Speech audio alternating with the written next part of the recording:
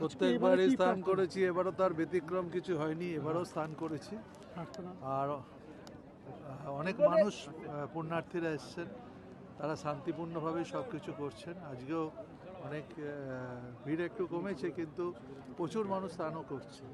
কিন্তু বিষয়টা হচ্ছে প্রার্থনা ভগবানের কাছে এটাই করি, ঈশ্বর সর্বশক্তিমান, তার কাছে আশীর্বাদ চাই, ভালো কাজ যাতে করতে পারি।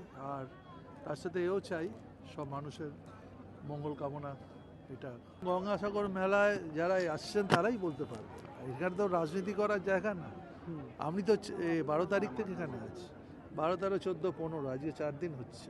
তা আমরা তো ঘুরে ফিরে কচুবেরিয়া কালকে ছিলাম, পরশুও ছিলাম, জেটিগুলো দেখছি, সব জায়গায় তো মানুষ সুস্থভাবেই আসছে এবং সুস্থভাবেই যাচ্ছে।